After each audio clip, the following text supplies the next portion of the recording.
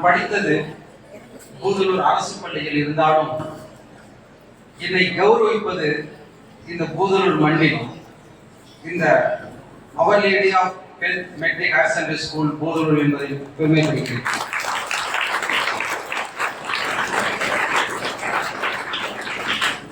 இந்த ரோட்ல நான் படிக்கும் போது நடந்து போயிட்டு இருக்கேன். அப்பெல்லாம் இந்த மாதா மெட்ரிகுலேஷன் ஸ்கூல் ஷார்ட்டா சொல்லுவாங்க. எங்க அம்மாவோட கேட்பேன், ஏமா இந்த மாதிரி ஸ்கூல்ல என்னை சேர்த்து விடாம ஏமா கவர்மெண்ட் ஸ்கூல்ல சேர்த்து விட்டுருக்க அப்படின்னு. எங்க அம்மா சொல்லுவாங்க, எப்பா அதுல காசு வேணும்பா அப்படின்பா. காசை காட்டி காட்டி வாழ்க்கையில் முன்னேற வேண்டும் என்ற ஆசையை காட்டியவள் என்னுடைய தாய். இந்த பள்ளி 40 வருடமாக நடந்து வருகிறது. ரெவரண்ட் சிஸ்டர் ஆரோக்கியம் அவரோடு பேசிக் கொண்டிருந்தேன். இவ்வளவு செய்கிறீர்களே, இது உதவியா இல்லது சேவையா? நிறைய பேர் வாழ்க்கையிலிருந்து உதவிக்கு சேவைக்கு வித்தியாசமே தெரியாம இருக்கும். நிறைய மனைவிமார்கள் கணவனுக்கு செய்வது உனக்கு படிச்சு குட்டி சேவை செய்யறதையும் குழப்பாய் போச்சு அப்படி சொல்றோம். நிறைய பேர் உன் அப்பனுக்கு சமைச்சு வச்சது பத்தாது உனக்கு விதவிதமா டிஃபன் கட்டுறதே எனக்கு சேவையா போச்சுடான்னு சொல்றோம். நிறைய நபர்கள் மயக்கத்தில் விழுந்த பொழுது தூக்கி ஆஸ்பத்திரியில் சேர்ப்பதை உதவி என்று சொல்கின்றோம். பசியால் வாடுபவனுக்கு 2 இட்லியை கொடுப்பதும் உதவி என்று சொல்கின்றோம். 10 ரூபாய் பணம் வேண்டும் போது உடனடியாக கொடுத்து உதவுவோட உதவி என்று சொல்கின்றோம். உதவியது சேவையது. வித்தியாசம் தெரிய வேண்டும் என்று சொன்னால் சுருக்கமாக சொல்கின்றேன். உதவி என்பது மனிதன் மனிதனுக்கு செய்வது. சேவை என்பது மனிதன் மனிதனுக்கு செய்ய முடியாது கிடையாது. சேவை என்பது மனிதன் இறைவனுக்கு செய்வது. சரி, அடுத்த ஒரு கேள்வி வரும். சார், நம்ம மனிதனுக்கு செய்வதையும் சேவை என்று சொல்கின்றோம். கணவனுக்கு வடிச்சு கொடுத்தது கூட சேவை தான் சொல்லிட்டு இருக்காங்க வழக்கத்துல. என்ன சொல்லுங்க? ஏன்னா கணவனும் கண் கண்ட தெய்வம் என்று வரலாறு சொல்லியிருக்காங்க. அதனால் நீங்கள் கணவனுக்கு செய்வது சேவைகள் தான். இன்னொன்று சேவைகள் என்பது என்ன சொன்ன எக்ஸாக்டா அவருடைய அவர் lady of health matriculation higher secondary school செய்து கொண்டிருக்கிறது இல்லையா, இதுதான் சேவைகள். எப்படின்னு சொன்னாங்க, எந்த ஒரு ஏழையின் இதயம் கண்ணீர் வடிகிறதோ கஷ்டப்படுகிறதோ அந்த கண்ணீரை துடைப்பதுதான் மனிதனுக்கு நீ சேவை செய்தாலும் மறைமுகமாக இறைவனுக்கு சேவை செய்கிறான். அதனாலதான் சுவாமி விவேகானந்தர் சொன்னார், எந்த ஒரு இதயம் கண்ணீர் விடும் இதயத்தை கண்டு கஷ்டப்படும் இதயத்தை கண்டு கண்ணீர் வடிக்கிறதோ உதவி செய்கிறதோ அந்த இதயம் ஆத்மா கிடையாது, மகாத்மா உள்ளம் என்று சொன்னார். அதனால்தான் மகாத்மா காந்தி என்று சொல்கிறோம். இன்று அவர் lady health higher secondary school நிறைய ஏழை மாணவர்களுக்கு செய்து கொண்டிருக்கிறது என்று சொன்னால், இது மனிதர்களுக்கு சென்றாலும் மாணவர்களுக்கு செய்தாலும் மறைமுகமாக இறைவனுக்கு செய்வதை இந்த பள்ளியிலிருந்து செய்யும் உதவிகள் என்றாலும் அதை சேவையாக நாம் நினைத்துக் கொள்ளலாம். இந்த பள்ளிகளுக்கும் நிறுவனத்தாருக்கும் என்னுடைய நன்றியையும் வணக்கத்தையும் சொல்லுகிறேன். அடுத்தபடியாக நம்முடைய தசாபாளராக வந்திருக்கும் ரெவரண்ட் பிரான்சிஸ் அடைக்கலராஜ் அவர்களுக்கும், ரெவரண்ட் சிஸ்டர் வேளாங்கண்ணி சுரேன் அவர்களுக்கும், ரெவரண்ட் சிஸ்டர் சூசை மேரி அவர்களுக்கும், என்னை அடிக்கடி தொடர்பு கொண்டு தொலைபேசியின் மூலம் வரவழைத்த அனைத்து இன்ஃபர்மேஷனும் ஷேர் செய்து கொண்ட சிஸ்டர் கலன் அவர்களுக்கும், என் முன்பே அமர்ந்திருக்கும் என்னுடைய சகோதர சகோதரிகளுக்கும், என்னுடைய தம்பி தங்கைகளுக்கும் என்னுடைய இந்த மாலை வணக்கத்தை தெரிவித்துக் கொள்கிறேன். தம்பி தங்கைகளே, உங்களுக்கும் எனக்கும் என்ன ஒரு வித்தியாசம்? இதுக்கு முன்னாடி நம்முடைய சிஸ்டர்ஸ் எல்லாம் இன்ட்ரோடக்ஷன் பண்ணும்போது நீங்க பார்த்த ஒரு பார்வையை நான் பார்த்தேன். உங்களுக்கும் எனக்கும் ஏணி வைத்தாலும் எட்டாத தூரத்தில் சார் உயர்ந்து விட்டார் என்று நினைக்கிறீர்கள்? கிடையாது. உங்களுக்கும் எனக்கும் எந்த தொலைவுகளுமே கிடையாது. நீங்கள் என்னை பார்த்து உட்கார்ந்து இருக்கிறீர்கள், நான் உங்களை பார்த்து பேசிக் கொண்டிருக்கின்றேன். எனக்கும் உங்களுக்கும் தொலைவுகள் கூடுமானால் 25 மீட்டரை விட அதிகம் கிடையாது. ஏனென்று சொன்னால், இந்த மண்ணில் நான் பிறந்தவன், இந்த காற்றை நான் சுவாசித்தவன், இந்த தண்ணீரை நான் குடித்தவன், இந்த மண்ணில் உள்ள பள்ளியில் நான் படித்தவன் என்ற ஒரு உதாரணத்தோடு செய்கின்றேன். என்னை போல உங்களில் ஒவ்வொருவரும் வருவதற்கு வாய்ப்புகள் இருக்கிறது, வசதிகளும் இருக்கிறது, இறைவனுடைய கருணையும் இருக்கிறது. சரி, வாழ்க்கையில் வெற்றி பெறுவதற்கு நமக்கு என்ன தேவை? பசித்து தனித்து விழித்திரு என்று வள்ளலார் சொல்லுவார்கள். இந்த பசித்திரு, தனித்திரு, விழித்திரு என்ற 3 வார்த்தைகளினுடைய முதல் எழுத்தை எடுத்து பாருங்கள். பசித்திருப்பா, தனித்திருத்தா, விழித்திருவி, பதவி. இந்த 3ஐயும் நீங்கள் செய்தால் பதவி என்ற வெற்றி உங்களுடைய வீடு வாசலை வந்து தட்டும் என்பதை சொல்லாமல் சொல்லியிருக்கிறார்.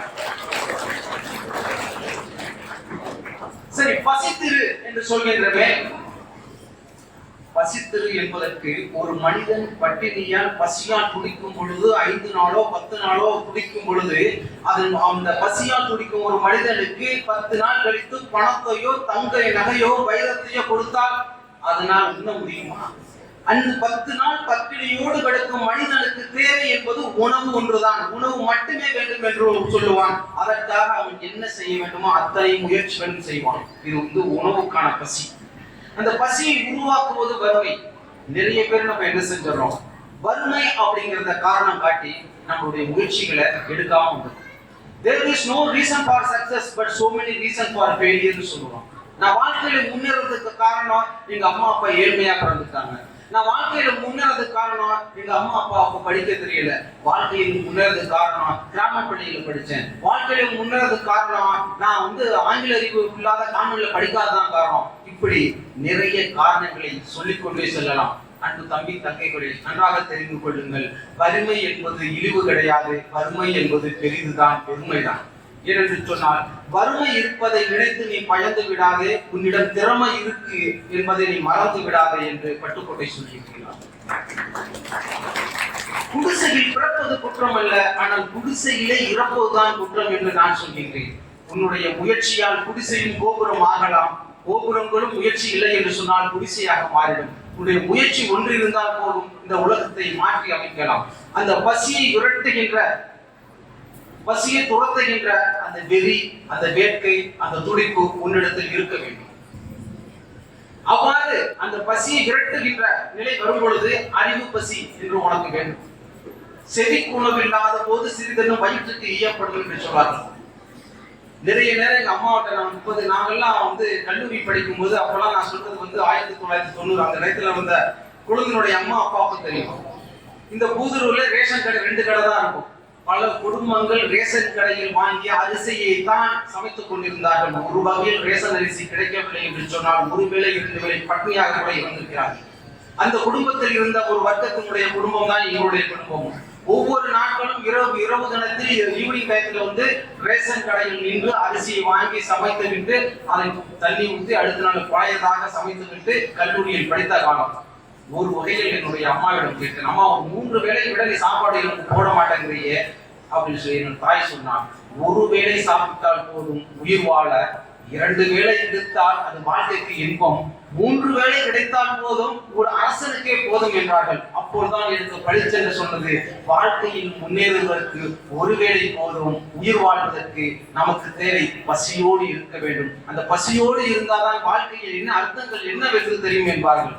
அந்த ரேஷன் அரிசியை வாங்கி சமைத்து விட்டு எங்களுடைய 5 குழந்தைகளுக்கும் எங்க அம்மா கொடுத்து விட்டு இருக்கின்ற சாதத்தை அடுத்த நாளைக்கு வேண்டும் என்றது தண்ணியை ஊற்றி வைத்து இல்லாத சாதத்தை படித்த கஞ்சியை உப்பு கொட்டி குடிப்பார்கள். நான் கேட்பேன், ஏமா உனக்கு குடிக்கிறேன்னு, இந்த கஞ்சி குடிக்கிறது எனக்கு ரொம்ப பிடிக்கும்பா அப்படின்னு சொன்னாங்க. இன்று நினைக்கின்றேன், என் தாய் அன்று பசியோடு இருந்த காரணத்தினால்தான், பசித்து இருந்த காரணத்தினால் என்னை போன்ற ஒரு மகனை பெற்றெடுத்து உங்கள் முன் பேசக்கூடிய ஒரு தகுதியை எனக்கு என் தாய்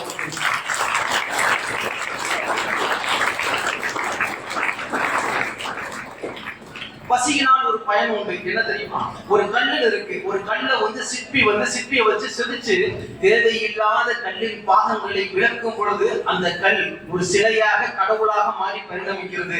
எல்லோரும் அதை கையெடுத்து கும்பிடுகிறார்கள். அது போன்ற மனங்களிலும் மனிதனுடைய மனங்களிலும் எண்ணற்ற எண்ணங்கள் இருக்கின்றன. அந்த எண்ணற்ற எண்ணங்களை செதுக்கும் போது மனிதன் கடவுளாக மாறுகிறான், கடவுளின் எண்ணமாக மாறுகின்றான். அந்த எண்ணத்தை உருவாக்குவதுதான் இந்த நம்முடைய கல்வியின் முக்கியமான தருணமாக இருக்கிறது. எப்பொழுது மனிதன் கல்வி மூலம் உருவாக்கப்பட்டு செதுக்கப்பட்டு வருகின்றானோ அவன் மனிதனுடைய உயர்ந்த இடத்தில் இருக்கின்றான் என்று சொல்வார்கள். கண்ணதாசன் கூட அழகாக சொல்லுவார், ஆசை கோபம் கலந்து கொண்டவன் நடமாடும் மிருகம், அன்பு கருணை நன்றி கொண்டவன் மனித உருவில் உள்ள தெய்வம் என்று சொல்வார்கள். வாழை இதை விட ஒரு உயர்ந்த படிக்கு சென்று சொல்லுவார். இதோ எந்த தெய்வம் என் முன்னாலே ஒரே ஒரு புன்னகையில் கண்டேனே. பாசமுள்ள பார்வையிலே கடவுள் வாழ்கிறார், கருணை உள்ள நெஞ்சிலே கோயில் கொள்கிறார். அழகாக வாழி சொல்வான். மனிதன் கடவுளாக மனிதக்கின்ற ஒரே ஒரு தருணம் அவன் கல்வியின் மூலமாகத்தான் மாற முடியுமே தவிர எந்த வகையிலும் மாற முடியாது என்பதை நம்முடைய இலக்கியங்களும் பாடல்களும் சொல்லியிருக்கின்றன. இறைவன் மனிதனாக பிறப்பது நோக்கமே மனிதனை இறைவனாகத்தான் என்று அழகாக சொல்வார்கள். அத்தகைய ஒரு இறை நிலையை நாம் அடைந்து வந்து அந்த கல்வியாக இருக்கும்போது அந்த கல்வி எவ்வளவு முக்கியம் என்பதை ஆதி காலத்திலிருந்து புராணங்களிலிருந்து இன்றைய வரை சொல்லிக் கொண்டிருக்கின்றன. நம்முடைய திருவள்ளுவர் கூட அழகாக சொல்வார் கல்வியை பற்றி. யாதானும் நாடாமல் ஊராமல் என்னுடையும் சான்றுடையும் கல்லாத, யாதானும் நாடாமல் ஊராமல் என்னொருவன் சான்றுடையும் கல்லாதவாறு என்று சொல்வார். அதாவது கற்றவனுக்கு நாடும் ஒன்றுதான், ஊரும் ஒன்றுதான். அவனுக்கு வேறு நாடுகள் வேறு ஊர்கள் கிடையாது, எல்லாம் அவனுடைய நாடு என்று சொல்வார். ஔவையார் கூட சொல்லும் பொழுது மன்னனும் மாசர கற்றோனும் சீர்தூக்கில் மன்னனில் மாசர கற்றோன் உயர்ந்தவன் என்று சொல்லுவார். காரணம், அரசனுக்கு தன்னுடைய எல்லையை விட்டு சென்றால் மதிப்பு கிடையாது, ஆனால் படித்தவனுக்கோ சென்றவிடம் எல்லாம் சிறப்பு என்று சொல்வார்கள். மாணிக்க வாசகர் கூட உருகி உருகி எழுதுவார். என்ன சொல்மா, உற்றாரை யான் வேண்டேன், ஊர் வேண்டேன், பேர் வேண்டேன், கற்றாரை யான் வேண்டேன், இறைவா நீ மட்டும் போதும் என்பார். கற்றாரை யான் வேண்டேன் என்று சொல்லும் போது என்ன சொல்கிறார், என்னுடைய ஊர் தேவை கிடையாது, என்னுடைய சொந்தங்கள் தேவை கிடையாது, என்னை பெற்றெடுத்த அம்மா தம்பி யாருமே தேவை கிடையாது, என் பெயரே எனக்கு தேவை கிடையாது என்று சொல்லி அதனையும் ஒரு வழியாக தூக்கி வைத்து கற்றாரும் எனக்கு தேவையில்லை, இறைவா நீ வேண்டும் என்று சொல்லும் போது இறைவனுக்கு அடுத்தபடியாக கற்றவர்களை கல்வி கற்றவர்களை வைத்திருக்கிறார்கள் என்பது கல்வியின் பெருமை என்ன என்பதை நீங்கள் தெரிந்து கொள்ளுங்கள். கல்வி அறிவு இல்லாத மனிதன் சிறகு இல்லாத பறவை என்று நிகழ்த்திய பழமொழி சொல்கிறது. படிப்பறிவு இல்லை என்று சொன்னால் நீ படிக்காமலே பிறக்காமலே இருந்திருக்கலாம் என்று பிளாட்டோ சொல்கின்றார். ரகுநாத் சப்பட சொல்கின்றார், பசியால் குடித்த போதும் ஒருவேளை உணவு இல்லாத போதும் ஒரு பக்கமாவது நான் புத்தகத்தை படிக்காமல் இருந்தது கிடையாது, ஏனென்றால் படிப்புதான் என் உயிர் என்று கருணாகர் சொல்கிறார். இப்படி கல்வியின் பெருமைகளை நாம் சொல்லிக் கொண்டே செல்லலாம். அந்த கல்வியை தருகின்றது இந்த நிறுவனம், இந்த ஸ்கூல் என்று சொன்னால் அதை நீங்கள் சரியாக பயன்படுத்திக் கொள்ள வேண்டும். சரி, பசித்திரு என்று சொல்லிவிட்டோம். அடுத்து அந்த பதவியினுடைய தனித்து என்று சொல்லிவிட்டோம். ஒரு மாணவன் தனிமையில் படிக்கின்றான் என்று சொன்னால் அவனுக்கு மதிப்பெண்கள் அதிகமாக கிடைக்கிறது. குரூப் ஸ்டடி பண்ணலாமா இல்ல செல்ஃப் ஸ்டடி பண்ணலாமா? குரூப் ஸ்டடி பண்ணியதாக வரலாறு நிறைய பேர் பாஸ் பண்ணது, நிறைய மதிப்பெண் எடுத்தது கிடையாது. எவனொருவன் தனியாக இருந்து தனியாக படிக்கின்றோனா அவன் அதிக மதிப்பெண் எடுக்கின்றார்கள் என்று ஆராய்ச்சிகள் சொல்கின்றன. ஒரு மனிதன், ஒரு கவிஞன் தனியாக இருந்து எழுதினால் அவனுக்கு கவிதை கிடைக்கிறது. ஒரு விஞ்ஞானி தனியாக இருந்து யோசித்தால் அவனுக்கு கண்டுபிடிப்புகள் கிடைக்கிறது. ஒரு பக்தன் தனியாக இருந்து யாசித்தால் அவனுக்கு பக்தி கிடைக்கிறது. எப்பொழுது ஒரு மனிதனின் மனதில் பக்தி வருகிறதோ அப்பொழுது உணவு பிரசாதமாகிறது, பட்டினி விரதமாகிறது, தண்ணீர் தீர்த்தமாகிறது, இசை கீர்த்தனையாகிறது, இதயம் கோவில் ஆகிறது, செயல் சேவையாகிறது, வாழ்க்கை வசந்தமாகிறது, முயற்சி வெற்றியாகிறது. அந்த வெற்றிகள் நமக்கு கிடைக்க வேண்டும் என்று சொன்னால் தனிமையில் இருக்க வேண்டும். நிறைய நபர்களிடம் வெற்றி பெற்ற நிறைய நபர்களிடம் கேட்டார்கள், உங்களுடைய வெற்றிக்கு காரணம் என்னவென்று. எடிசன் அழகாக சொன்னார், நான் 1030 கண்டுபிடிப்புகளுக்கு மேலாக கண்டுபிடித்திருக்கின்றேன், எல்லா கண்டுபிடிப்புகளும் முக்கியமான காரணம் நான் தனியாக இருந்து யோசித்தது தான் என்று சொன்னார். புவியீர்ப்பு விசையை கண்டுபிடித்த ஐசக் நியூட்டன் என்ன தெரியுமா சொன்னார், ஆப்பிள் மரத்தின் கீழே அமர்ந்து தனியாக இருந்த பொழுது ஒரு ஆப்பிள் கீழே விழுந்ததாம் என்று யோசித்தார். கீழே விழுகின்ற ஆப்பிள் ஏன் மேலே செல்லக்கூடாது? அப்பொழுதுதான் புவியீர்ப்பு விசையை கண்டுபிடிக்க முடிந்தது. தண்ணீரில் குதித்து விட்டு முயற்சி செய்யாமல் நிறுத்தி பார்ப்போம் என்னதான் நடக்கிறது என்று ஆர்க்கிமிடிஸ் தண்ணீரில் குதித்தார். குதித்து முழுந்தும் பொழுது அவரையே தனியாக மறக்கும் பொழுது தானாகவே மேலே வந்தார். யுரகா என்று கட்டிக்கொண்டு ஆர்க்கிமிடிஸ் பிரின்சிபலை சொன்னார். என்ன தெரியுமா, எந்த ஒரு பொருளும் தண்ணீரில் தானாக மூழ்கி இருக்கும் பொழுது எந்த ஒரு விசையும் செயல்படவில்லை என்றால் தானாகவே மேலே வேண்டும் என்ற எண்ணத்தை அந்த ஆர்க்கிமிடிஸ் பிரின்சிபலை கொண்டார். அந்த ஆனந்தத்தில் ஓடி திருமுழுக்க ஓடி சொன்னார், யுரேகா யுரேகா. அதனாலதான் இந்த ஆர்கிமிடிஸ் பிரின்சிபலை சொல்கிறோம். இது போன்ற தனிமை உள்ளவர்கள் நிறைய சாதனைகளை படைத்திருக்கிறார்கள். ஏன் மைக்ரோசாப்ட் நிறுவனத்தை உருவாக்கிய பில் கேட்ஸ் கூட தன்னுடைய சுயசரிதையில் சொல்கின்றார், நான் தனிமையில் இல்லாமல் இருந்திருந்தால் இது போன்ற ஒரு மைக்ரோசாப்ட் நிறுவனத்தை உருவாக்கி இருக்க முடியாது என்று சொன்னார். எலான் மஸ்க் உலக பணக்காரர் ஒருவராக இருப்பதற்கு காரணம், எப்பொழுதெல்லாம் எனக்கு நேரம் கிடைக்கிறதோ அப்பொழுதெல்லாம் தனியாக இருந்து எப்படி வாழ்க்கையில் முன்னேறுவது, எப்படி உலக பணக்காரர்கள் ஒருவராக மாறுவது என்பதை நினைத்துக் கொண்டிருக்கின்றேன். அந்த எண்ணங்கள் தான் என்னை உருவாக்கி கொண்டிருக்கிறது என்று சொன்னார். இந்த தீரத்துக்கும் வீரத்துக்கும் தியாகத்துக்கும் இன்று நாம் கோட் பண்ண சொல்லக்கூடிய உதாரணமாக சொல்லக்கூடிய பகத்சிங்கை கேள்விப்பட்டிருக்கிறோம். அந்த பகத்சிங்குக்கு முக்கியமான காரணம், எப்பொழுதெல்லாம் சிறையில் இருந்தாரோ அப்பொழுதெல்லாம் லெனின் எழுதிய புரட்சி என்ற புத்தகத்தை படித்துக் கொண்டிருந்த காரணத்தினால்தான் இந்த தியாகிகள் லிஸ்டில் இருக்கிறார் என்று அவரை சொல்லியிருக்கிறார். இது போன்ற எண்ணற்ற நிகழ்வுகளாம். எந்த ஒரு தருணத்தில் மனிதன் தனித்தனியாக இருந்து தன்னுடைய கடமையும் தவமாக செய்கின்றானோ அப்பொழுது வாழ்க்கை வெற்றி பெறுகிறது. அடுத்து தனித்திரு என்பதை முடித்து விட்டோம். அடுத்து விழித்திரு. விழித்திருனா என்ன சார்? பாரதியார் அழகா சொல்லுவார், எமக்கு தொழில் கவிதை நாட்டுக்கு உழைத்தல், இமை பொழுதும் சோறாதிருத்தல். என்ன சொல்ற? இமை பொழுதும் சோறாதிருத்தல்ங்கிறாரு. கொஞ்சம் கூட தூங்க மாட்டேன், விழித்திருக்கிறதா என்னுடைய தொழில் அப்படின்பாரு. நம்ம பட்டுக்கோட்டை கல்யாண சுந்தரம் கூட சொல்லுவாரு, நல்ல பொழுதை எல்லாம் தூங்கி கெடுத்தவர்கள் நாட்டை கெடுத்தவர்கள் வீட்டை கெடுத்தார். தினம் அள்ளும் பகலும் கல்லாய் உழைத்து விட்டு அதிர்ஷ்டம் இல்லை என்று அழைத்துக் கொண்டார். விழித்துக் கொண்டவரெல்லாம் பிழைத்துக் கொண்டார், நம்முள் புரட்டை விட்டவரெல்லாம் கோட்டை விட்டார். பொன்னான வேலைகள் எல்லாம் பொறுப்பில்லாம் மனிதர்கள் கொடுத்ததா தூங்குதப்பா, தூங்காதே தம்பி தூங்காதே என்று சொல்கின்றார்.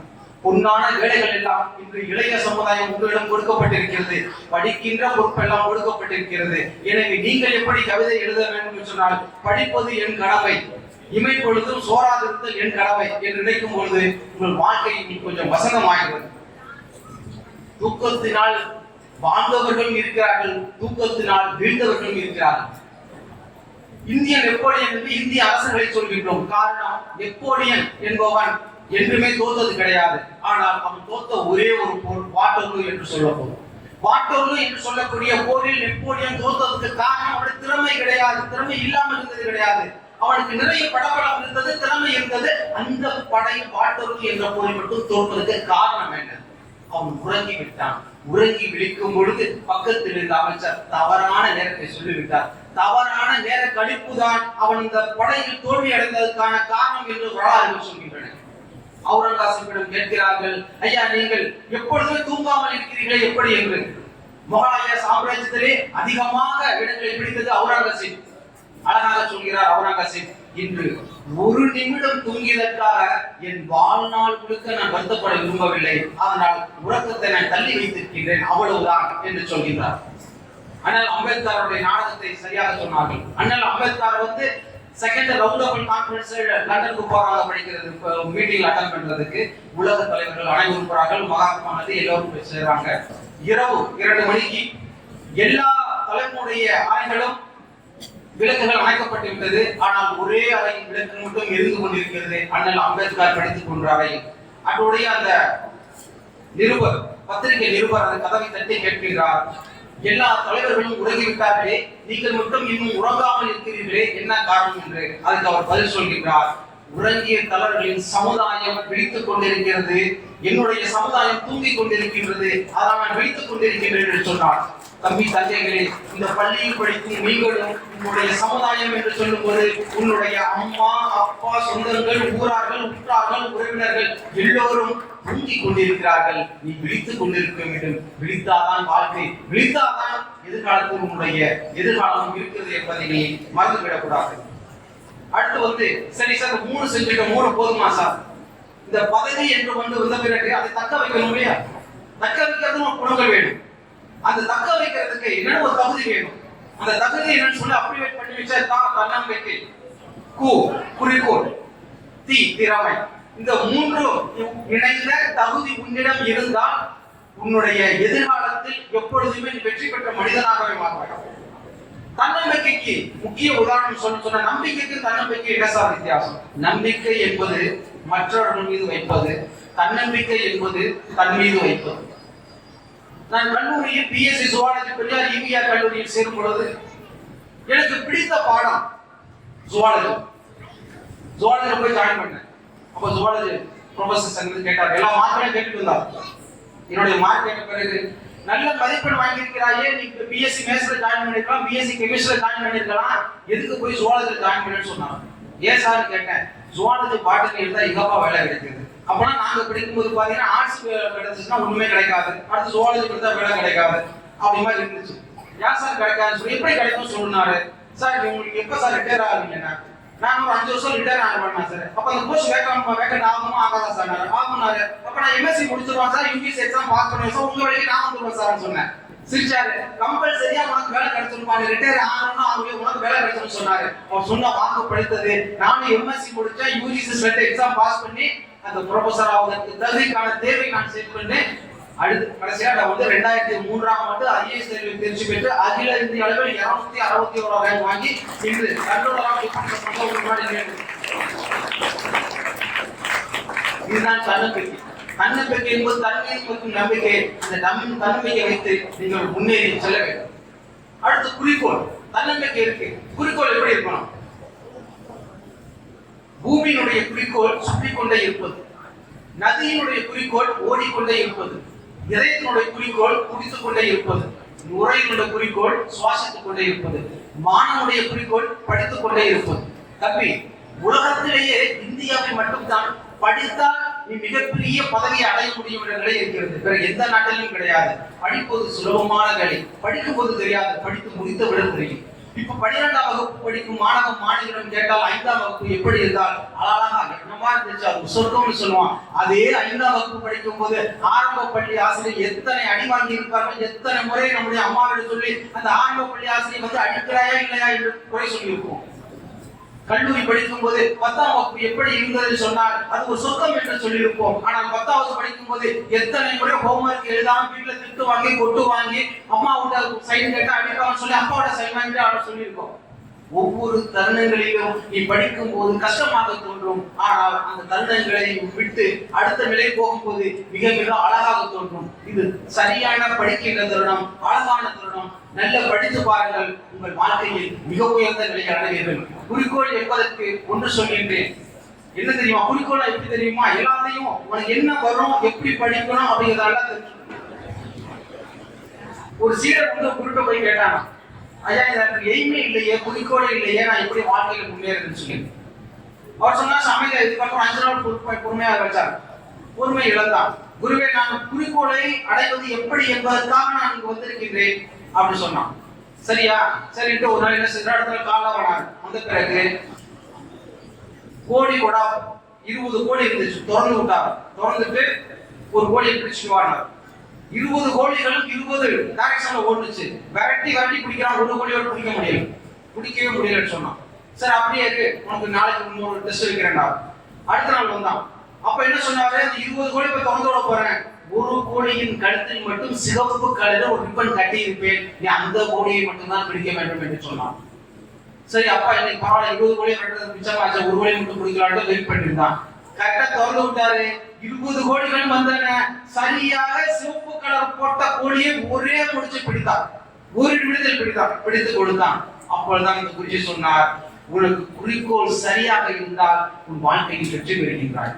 ஆரம்பத்தில் எந்த குறிக்கோள் எந்த கோழியை பிடிப்பது என்று தெரியாமல் இருந்தால், ஒரு கோழியை விரட்டும் போது வேகமாக ஓடியதால் அதை சோம்பேறித்தனத்தோடு இதை விரட்டினால் பிடிக்க முடியாது, மெதுவாக ஓடும் கோழியை பிடிக்கலாம் என்று லேசித்தனத்தோடு விரட்டினாய். அந்த கோழியை வேகமாக ஓடியதால் நீ மாற்றி பண்ணாய். இப்பொழுது உன் குறிக்கோள் என்னவென்று தெரிந்துவிட்டது, அதனால் நீ வாழ்க்கையில் வெற்றி பெறுகிறாய் என்று சொன்னார். தம்பி தந்தைகளை, உங்களுடைய குறிக்கோள் என்ன என்பதை நீங்கள் சரியாக தெரிந்து கொள்ள வேண்டும். எந்த பாடத்தில் நீங்கள் உங்களுக்கு பிடித்தமாக இருக்கிறதோ அதற்கான காரணங்களையும் அதற்கான ஆயத்தங்களையும் செய்து படிக்க வேண்டும். குறிக்கோள் எப்படி எந்த குறிக்கோளும் உயர்ந்ததாக இருக்க வேண்டும். நட்சத்திரத்தில் கால் வைப்பதற்காக நீ முயற்சி செய்து தவறி விழுந்தாலும் கூட நிலைவிலாவது நீ கால் வைப்பாய், உன்னுடைய வாழ்க்கை வெற்றி பெறும் என்பார்கள். அந்த வகையில் உங்களுடைய குறிக்கோள் இருக்கும் போது உன்னுடைய வெற்றிகள் வெகு விரைவில் வந்துவிடும். அடுத்து திறமை. திறமைன்னு சொல்லும் போது உங்க எல்லாருக்கும் சொல்ல வர, nobody is superior than you, nobody is inferior than you. nobody equal either. உன்னை விட உயர்ந்தவனும் கிடையாது, உன்னை விட தாழ்ந்தவனும் கிடையாது, உனக்கு நிகராக ஒருவனும் கிடையாது. பிகாஸ் இறைவன் ஒவ்வொருவரையும் தனி திறமையோடு படைத்திருக்கிறார். You are the unique, you are you, I am I. உனக்கு என்று ஒரு தனி திறமை இருக்கிறது. அந்த தனி திறமையை கண்டுபிடித்து அதை வளர்க்க வேண்டும். Identification of the talent is very very important. எப்படி சார் கண்டுபிடிக்கிறது? எல்லாரும் சொல்றாங்க சார், யூடியூப்பை பார்த்தாலும் தான் சொல்றாங்க சார், தனி திறமையை எனக்கு உள்ளே பொதித்துள்ள திறமையை எனக்கு எப்படி தெரியும்? சிம்பிளா நீங்க 5வது வயசுல பாருங்க, உங்களுக்கு ஏதாச்சும் ஒரு பிடிச்சது இருக்கும். அந்த பிடிச்சது செய்யும்போது 5 நிமிஷம் ஆச்சு, அரை மணி நேரம் ஆகி. ஒரு கிரிக்கெட் விளையாடுறீங்கன்னா 6 மணி நேரம் விளையாடணும் விளையாடுறீங்க. ஒரு சில பேர் ஃபுட்பால்னா 6 மணி நேரம் டயர்ட் ஆக மாட்டீங்க. எது உனக்கு டயர்டு கொடுக்காமல் எது உனக்கு விருப்பமாக இருக்கிறதோ அதுதான் உன்னுடைய திறமை. சில பேர் பாராட்டுவாங்க, நீ நல்லா விளையாடுறப்பா, நல்லா பாடுறப்பா, நல்ல டான்ஸ் ஆடுறப்பா, நல்ல பிசினஸ் பண்றப்பா அப்படிம்பாங்க. இது எல்லாமே பாராட்டுதல். அந்த பாராட்டுவதுதான் உன்னுடைய திறமை. சரியாக நீ கண்டுபிடித்து அந்த திறமையை நீ நர்ச்சர் பண்ண வளர்க்கணும். திறமை மட்டும் தான் பத்தாது, அந்த திறமையை வளர்ப்பதற்கு கன்சிஸ்டன்சி வேணும். தினமும் குறைந்தது 18 நிமிடமாவது நீ நடக்க வேண்டும், படிக்க வேண்டும். அதாவது ரூல் ஆஃப் 100 என்று சொல்வார்கள். அதாவது தினமும் 18 மணி நேரம் நீ படித்தால் அந்த துறையில் 95% வெற்றி பெற்ற மனிதர்களை விட நீ மிகப்பெரிய ஆளாக மாறி விடுவாய் என்பது வரலாறுகள் சொல்கிறது, ஆராய்ச்சிகள் சொல்கிறது. எனவே உன்னுடைய திறமையை கண்டுபிடித்து அந்த திறமையை வளர்த்து அதற்கான ஆயத்தங்களை நீ செய்யும் பொழுது வாழ்க்கையில் நீ வெற்றி பெறுகிறாய். சார் எவ்வளவு கஷ்டம் இருக்கு சார், நான் என்ன சார் செய்யறது அப்படின்னு நினைக்காது. எல்லா கடமைகள்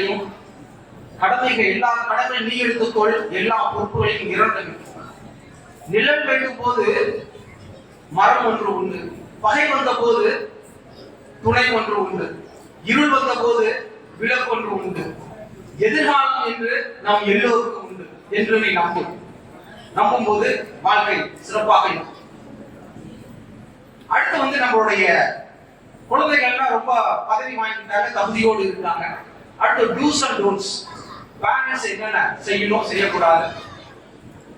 நிறைய ஸ்டூடெண்ட்ஸ் முதல்ல எங்க பேரண்ட்ஸ் சொல்லுங்க சார், இதுவே எங்களுக்கு தானே சொல்லுங்க, பேரண்ட்ஸ் சொல்லுங்க சார் இருக்காங்க. ஸோ பேரண்ட்ஸ் என்ன செய்யணும் என்ன செய்யக்கூடாது. இன்னைக்கு நம்ம என்ன செஞ்சுட்டு இருக்கோம்? ஃபர்ஸ்ட் எப்படி சைக்காலஜில ப்ரூவ் பண்றாங்க குழந்தையை எப்படி வளர்ப்பது அப்படின்னு சொல்லி. ஒரு பையன் ஒரு தப்பு பண்ணிட்டு வந்துட்டான் அப்படின்னு வச்சுங்களேன், எப்படி சொல்லணும்? ரொம்ப அன்பா சொல்லணும், தம்பி இது மாதிரி செய்யாதப்பா, ரொம்ப கம்மியா வாங்கியிருக்க, கொஞ்சம் அதிகமா வாங்க, உனக்காக நான் கஷ்டப்படணும், நல்லா படிக்கும்போது உன்னை நம்பிதான் இருக்கும் அப்படின்னு சொல்லணும். திரும்பவும் வாங்கவில்லை என்று சொன்னால் அவனுக்கு ஏதாச்சும் கிஃப்ட் வாங்கி கொடுத்து, பர்த்டே இது மாதிரி மற்ற நாளில் வாங்கி கொடுத்து, ஊருக்கு அழைச்சிட்டு போய் உனக்கு வேண்டியதெல்லாம் செஞ்சு கொடுத்து, எப்பா கொஞ்சம் பார்த்துக்கப்பா, நல்லா படிப்பா, எல்லாரும் நல்லா படிக்கலாம், நீனும் படிப்பா அப்படின்னு சொல்லி கிஃப்ட்டை கொடுக்குறது, ப்ரொமோட் பண்ணுறது. அந்த ரெண்டுலையும் சரி வச்சுங்கள. அடுத்து மிரட்டு, பாரு நீ இப்படிலாம் பண்ணிட்டு வச்சுங்க, உனக்கு ஒன்றும் கிடையாது, ஒரு கிஃப்ட்டும் கிடையாது, ஒரு பாசமும் கிடையாது, அவ்வளோதான், நான் வந்து பேசவே மாட்டேன் அப்படின்னு திரட்ட பண்ணிடும். இதுக்கு மேலே பேசினா அப்பாட்ட சொல்லிடுவேன், அம்மா அம்மாட்ட சொல்லிடுவேன், அப்படின்னா பாட்டிட்ட சொல்லிட்டு மிரட்டும், திரட்டம் பண்ணும்.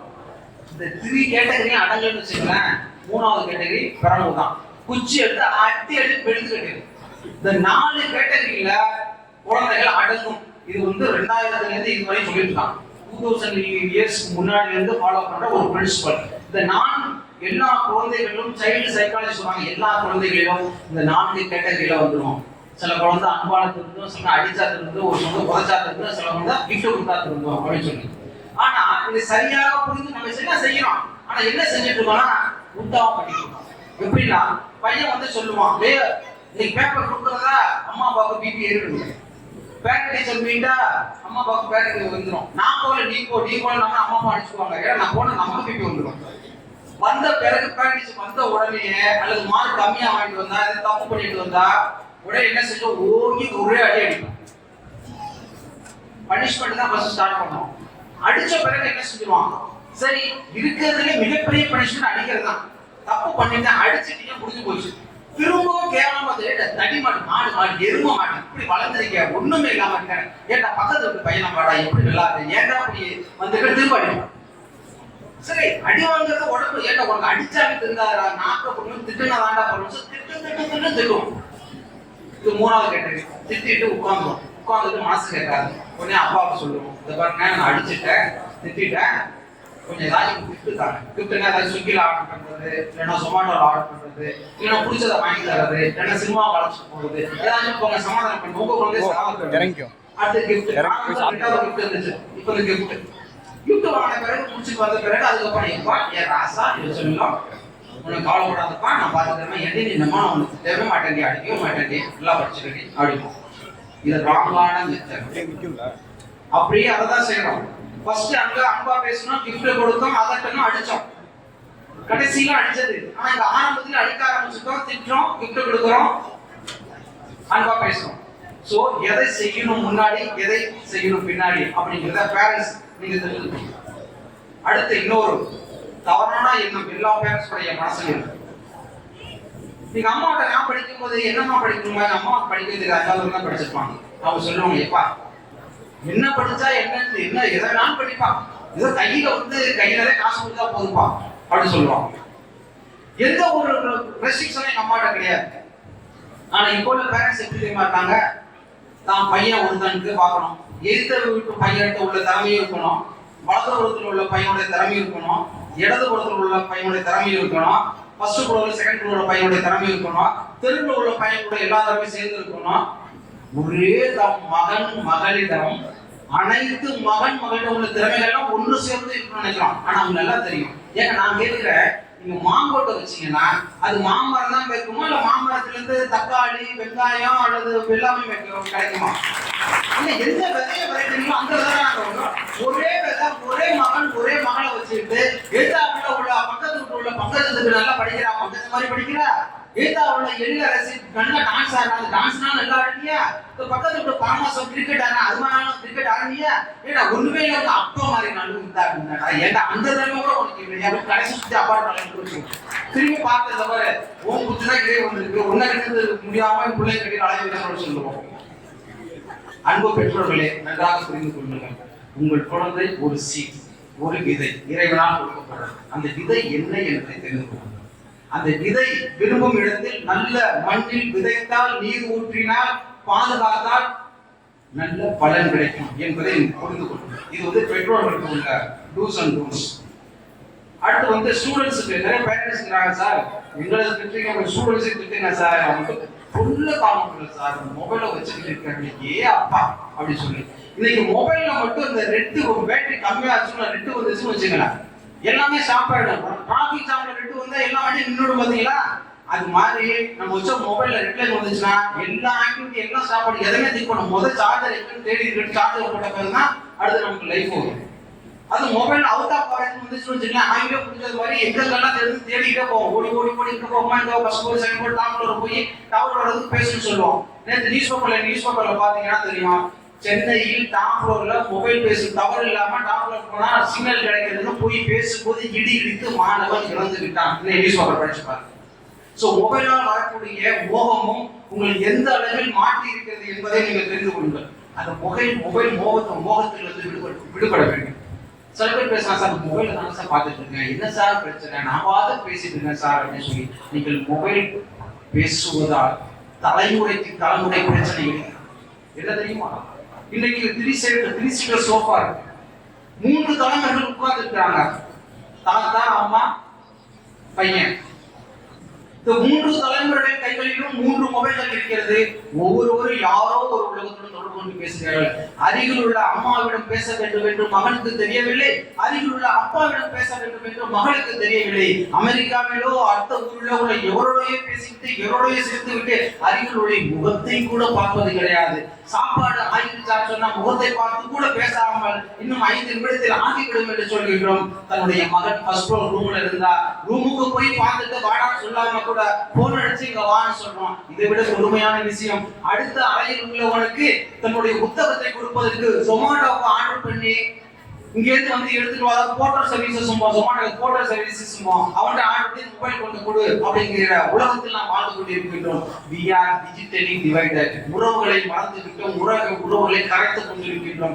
அம்மாவின் முகத்தை பார்க்க மறந்து விட்டோம், தாத்தாவின் முகத்தை பார்க்க மறந்து விட்டோம், அண்ணனோடு தம்பியோடும் கை கொடுக்க மறந்து விட்டோம், கட்டி பிடிக்க மறந்து விட்டோம், ஓடி கூடி விளையாட மறந்து விட்டோம். மொபைல்களில் மட்டுமே மோகத்தை விழுந்து விழுந்து வணங்கிக் கொண்டிருக்கின்றோம். உறவுகளை தொலைத்து விட்டோம். எங்கு தேடப் போகின்றோம் என்பது கிடையாது. உறவுகளை மட்டும் தொலைக்கவில்லை. அன்பு தமிழ் தந்தைகளே, உங்கள் எதிர்காலத்தையும் தொலைத்துக் கொண்டிருக்கிறீர்கள் என்பதை மறந்துவிடாதீர்கள். உங்கள் மொபைல்களில் ஓடிக்கொண்டிருப்பது நேரங்கள் மட்டும் கிடையாது, உங்களுடைய எதிர்காலமாக ஓடிக்கொண்டிருக்கிறது. அதை நினைத்து இன்று முதல் உங்களுடைய மொபைலை குறைவாக மாற்றுங்கள். பார்க்க வேண்டாம் என்று சொல்லவில்லை, பாசிங் சொல்லுவாங்க, டிஜிட்டல் பாசிங்.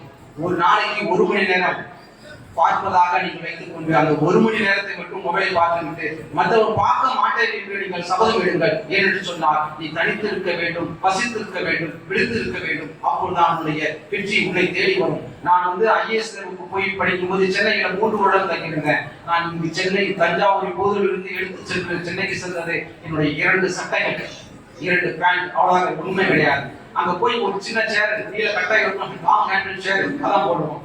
அது நான் என்ன ஈஸியா என்ன சொல்லுவேன்னா, நெத்தியில பட்டையை போட்டு, தலையில முட்டையை போட்டு, உடம்புல சட்டையை போட்டு, சேரில கட்டையை போட்டு, பட்டைகள் அப்புறம் தான் IAS எக்ஸாம்னு சொல்லுவேன். அந்த அளவில் எனக்கு படித்த 3 உறவுகள் தான் இருந்தது. ஒன்று சுற்றும் ஃபேனு, எரியும் டியூப்லைட், இன்னொன்று படிக்கும் புத்தகங்கள். இந்த தீபாவளி பொங்கலுக்கெல்லாம் சென்னையில் இருந்து என்னுடைய தாயுடன் பிபி நம்ம பக்கத்து நபருடன் தொலைபேசியில் பேசும்போது எங்க அம்மா சொல்லுவாங்க, எப்பா நீ படிச்சுட்டு வாப்பா, நீ இப்ப படிச்சுட்டு வேலை வாங்கிட்டு வரும்போதாப்பா நமக்கு தீபாவளி என்று. ஏனென்று சொன்னால் ஒவ்வொரு தாயும் ஒவ்வொரு தந்தையும் தன்னுடைய மகன் மகள் நன்றாக படித்து 4 பேர் நன்றாக பாராட்ட வேண்டும். அந்த பாராட்டுதான் என்னுடைய தீபாவளியும் என்னுடைய பொங்கலும் என்று நினைத்துக் கொண்டிருக்கிறார்கள். தம்பி தங்கைகளே, வருகின்ற தீபாவளியில் உங்கள் மொபைலை தலை சுற்றி போட்டு விடுங்கள். அந்த நல்ல ஒரு தீபாவளியை உங்களுடைய அம்மாவுக்கும் அப்பாவுக்கும் கொடுத்து விடுங்கள். அடுத்து எல்லாத்துக்கும் சேர்த்து சொல்றது பாத்தீங்கன்னு சொன்னா, இன்னைக்கு நிறைய பேருக்கு கிராட்டிடியூட் கிடையாது. மகன் அம்மா அப்பா தாத்தாவோட கிராட்டிடியூட் கிடையாது. தாத்தா பாட்டி பேர குழந்தைங்க பொண்ணுங்களுக்கு கிராட்டிடியூட் கிடையாது. முதலாளி சர்வெண்ட் கிராட்டிடியூட் கிடையாது. சர்வெண்ட் முதலாளிக்கு கிராட்டிடியூட் கிடையாது. இந்த நன்றி சொல்லும் பழக்கமே அழிந்து விட்டது. ஒரு சின்ன கதையை சொல்லுங்க. 20 மாடி அடுக்கு கட்டிடம் வேலை நடந்துட்டு, கட்டிட வேலை மேலே சீஃப் இன்ஜினியர் உட்கார்ந்துருக்காரு. எல்லாரும் கீழே ஒர்க் பண்ணிட்டு இருக்காங்க. ஃபயர் ஆக்சிடென்ட் ஆக போகுது. உடனே சீஃப் இன்ஜினியர் மேலே இருந்து கத்துறாரு, காற்று அடிக்கிறது, எலக்ட்ரிசிட்டி மீட்டர் ஆஃப் பண்ணுறாரு. யாரும் கேட்க கிடையாது. கம்யூனிகேஷன் எப்படி எஸ்டாப்ளிஷ் பண்றது பாக்குறாரு. சின்ன ஒரு கல் எடுக்கிறார். கல் எடுத்து கீழே வேலையை செஞ்சுட்டு ஒரு நபரோட தலைமை மீது போடுறாரு. சார் இப்ப கல் போடுறாரு. வேலையை பார்க்கும்போது ஒரு பசு பாத்தீங்கன்னா ஒரு 100 ரூபாய் கீழே போடுறாரு. போடும்போது அந்த 100 ரூபாய் எடுத்து பாக்குறான். சரி எங்க போட்டு கொஞ்சம் எடுத்து யாருக்கும் தெரியாம பாக்கெட்ல வச்சிருக்கான். திரும்ப ஒரு 200 ரூபாய் போடுறாரு. பாக்குறான், திரும்ப வச்சிடறான். திரும்ப 500 ரூபாய் போடுறாரு. எடுத்து பாக்குறான், பாக்கெட்ல வச்சிருக்கான். டவுட் வந்துருது. பணம் போட கூட இருந்துட்டு தான் மேல பார்க்க மாட்டாங்கன்னா பாய் பாயில சொல்லி என்ன யோசிக்கலாம்னு பாக்குறாரு. ஒரு கல் எடுக்கிறாரு. கல் எடுத்து தலையில போட்டு நச்சுன்னு போற டைமிங்னு விழுகுது. அடே எவன்டா அடிச்சது மேல பாக்குறான். அப்பதான் கனெக்ஷன் எஸ்டாப்ளிஷ் ஆகி ஆஃப் பண்ணுங்க எலக்ட்ரிசிட்டி ஆஃப் பண்ணுங்கிறாரு. ஆஃப் பண்ணிட்டான். இந்த கம்யூனிகேஷன் எஸ்டாப்ளிஷ் ஆகுது எப்படின்னா, மேல உள்ள இன்ஜினியர் இருக்காங்களே அவங்களுடைய கார்டு என்ன செய்யறாரு, உனக்கு கம்யூனிகேஷன் எஸ்டாப்ளிஷ் பண்றதுக்காக ஃபர்ஸ்ட் ஒரு நல்ல ஒரு 100 ரூபாய் கொடுக்குறாரு. நன்மைகள் நல்ல அம்மா அப்பா சொந்த சுத்தம் சூழ்நிலை எல்லாத்தையும் கொடுக்குறாரு. ஒரு உற்றார்கள் உறவினர்கள் நல்லவங்களா கொடுக்குறாரு. நீ கடவுளுக்கு நன்றி சொல்ல மாட்டேன். சரி பரவாயில்ல, ஒரு 200 ரூபாய் மாதிரி உனக்கு நல்ல வசதி வாய்ப்புகள் எல்லாத்தையும் உருவாக்கி கொடுக்குறாரு. என்ன கேட்டியோ எல்லாத்தையும் கொடுக்குறது மாதிரி காரு பெரிய பரவாயில்ல எல்லாத்தையும் கொடுக்குறாரு. திரும்பவும் நம்ம கடவுளுக்கு நன்றி சொல்ல மறந்துவிட்டோம். திரும்ப நல்ல மகிழ்ச்சியான வாழ்க்கை எல்லாமே அமைச்சு கொடுக்குறாரு. பேர் புகழ் பாராட்டு எல்லாத்தையும் கொடுக்குறாரு 500 ரூபாய் மாதிரி. அப்பொழுதும் கடவுளுக்கு நாம் நன்றி சொல்ல மறந்துவிட்டோம். நன்றி கேட்ட மனிதனே, உனக்கு எவ்வளவு கொடுத்தாலும் எனக்கு இறைவனுக்கு ஒரு கூட நன்றி சொல்ல மாட்டேங்குது, எல்லாம் உன்னுடைய உழைப்பால் வந்து நினைக்கிறேன் சொல்லிட்டு சின்ன துன்பத்தை கொடுக்குறார், பிரபல கொடுக்குறார், துயரத்தை கொடுக்குறார். கொடுத்தோன்னா பதறி அடிச்சுக்கிட்டே நம்ம சர்ச்சுக்கு போறோம், மசூதிக்கு போறோம், ஆலயத்துக்கு போறோம், சிவன் கோயிலுக்கு போறோம், விஷ்ணு கோயிலுக்கு போறோம். இறைவா எனக்கு ஏன் இந்த துன்பத்தை தந்தாய் அப்படின்னு சொல்லி வணங்குறோம். அப்ப நினைச்சுட்டு சிரிச்சுட்டாரு, அப்பா இப்ப நானும் வந்துட்டியப்பா அப்படின்னு சொல்லி இதுதான் வாழ்க்கை. அதாவது கிராட்டிடியூட் இல்லை என்று சொன்னால் உனக்கு கிராட்டிடியூட் உருவாக்குவதற்காக இந்த உலகம் ஏதாவது ஒரு சின்ன சின்ன சிரமங்களை கொடுத்து கொண்டே இருக்கும். அது நண்பர்களோ உற்றார் உறவினர்களோ. எனவே உன் வாழ்க்கையில் சிறப்பாக வாழ வேண்டும் என்று சொன்னால், செழிப்பாக வாழ வேண்டும் என்று சொன்னால், ஒவ்வொரு மனிதருக்கும் அந்த கிராட்டிடியூட் இருக்க வேண்டும். அந்த கிராட்டிடியூடோடு இருந்தால் உன்னுடைய மன அமைதியும் வாழ்க்கையில் வெற்றியும் வந்துவிடும். கோபமாக இருக்கும் பொழுது வாயை மூடிக்கொள்ளுங்கள், தோல்வி இருக்கும் பொழுது காதை மூடிக்கொள்ளுங்கள், வெற்றி பெறும் பொழுது மனதை மூடிக்கொள்ளுங்கள், வாழ்க்கையில் முன்னேறும்போது இறைவனை நினைத்துக் கொள்ளுங்கள். வாய்ப்புக்கு நன்றி.